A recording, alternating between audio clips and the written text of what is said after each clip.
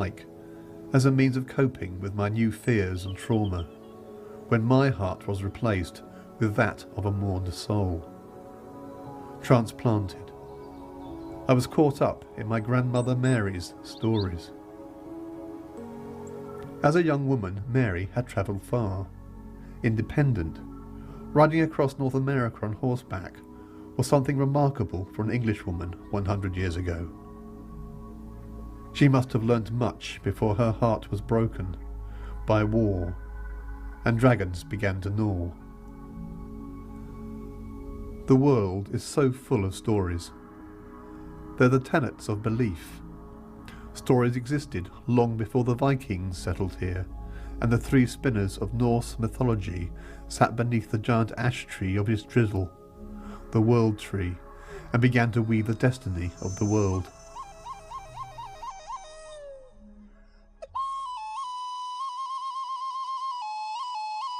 These spinners that visited a baby's birth determined the infant's future.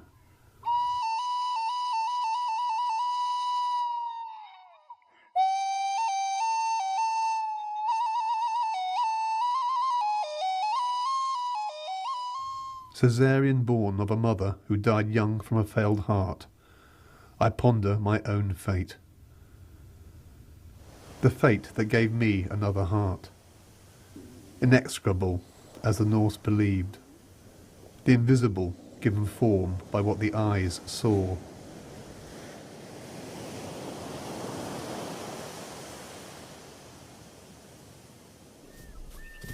As 4 deer ran the branches of his drizzle to represent the 4 winds, so those winds now catch my breath, by beauty, a beauty conjuring spirit. I remember the dog that howled. Dogs, Mary said, have the power of seeing death as it approaches. She'd heard them howl before. And when the owl screeched, so the sick would surely die. These things were told to a child who lived within his head. But I didn't die, and I realised that my grandmother wasn't always right. Hers was a time of sympathy between people and other living creatures that were part of their lives. A fading England becoming distant from me, where man needs reasons and finds consolation in superstition's prayers.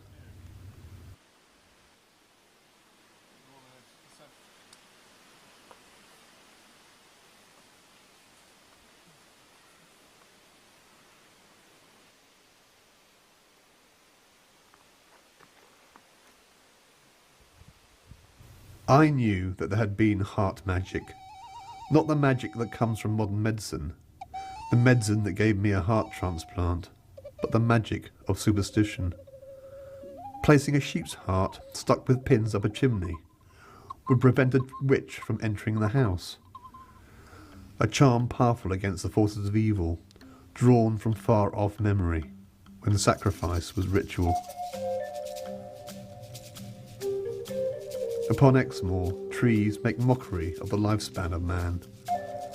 So man erected stones to resemble trees. This weather-worn stone is ancient, my tree of dragons. From a time man worshipped the tree, root-reaching to the dragon Earth Mother. Healing was in the hands of the shaman, who removed intrusive spirits and retrieved stolen souls. And I ask questions. Heart transplanted and mind fearful. Does the spirit of my donor need retrieving from me? Can the soul of my birth heart be returned by medicine of the mind?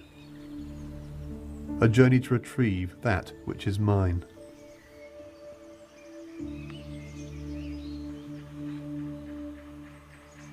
The healing gifts of the shaman have existed before the Norse spoke of the sisters Urd, Verdandi and Skuld, the 3 spinners who wove fate beneath his drizzle. a world of spirit behind a closed eyelid dark. I see dragons as creatures of my mind's imaginings, given life by the stories I write. My escape from yearning for the soul part that is missing, cut away, leaving body failing fears. My make-believe exists as a world in parallel, yet dipping to touch the here and now, where heart tears dry and heart laughter volcano erupts without self-consciousness. That's good, because sunt foarte sănătos, acum și bine așa. Dar eu nu înțeleg așa.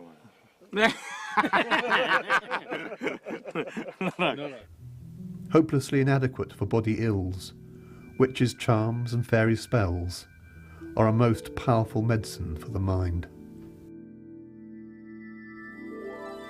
The Green Man's daughter, the mischievous carer of the creatures that run and creep, weave and fly, enchanted the worlds that the tree root enters and where the treetop points.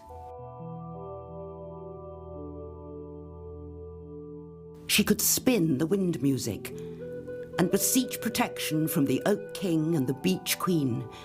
From the ash she'd ask for wisdom, and from the yew she'd draw knowledge of things meant to be.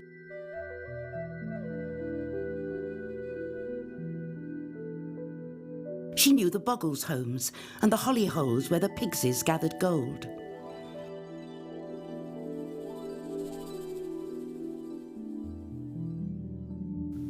So this has become my world.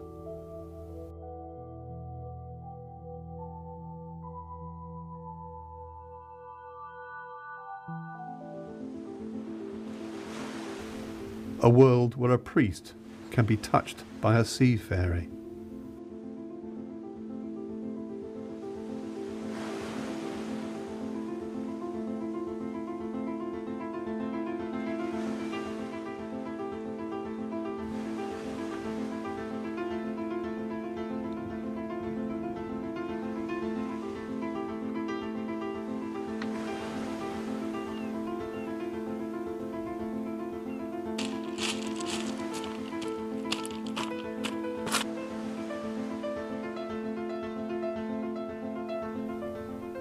More than ever, I remember a place of flashing lights and life-supporting tubes, and the dog that howled as I turned a deaf ear to the screech of owls.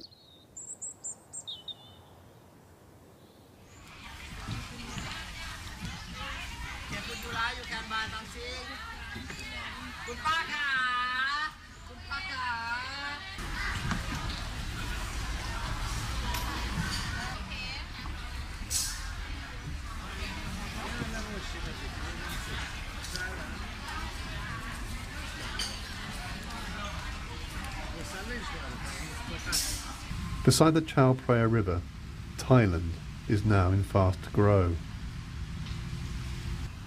This urban carelessness leaves children forgotten and left to seek sanctuary in their own dragon dreams.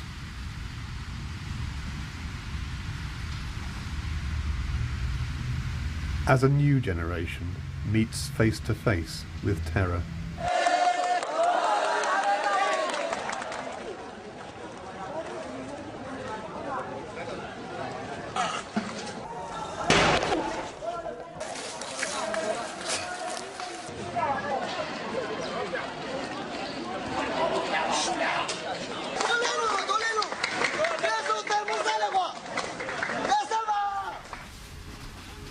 On a train journey alongside the River Kwai, I too found silence and came to understand that some things are best kept to oneself, like the deaths of friends, or even a heart transplant.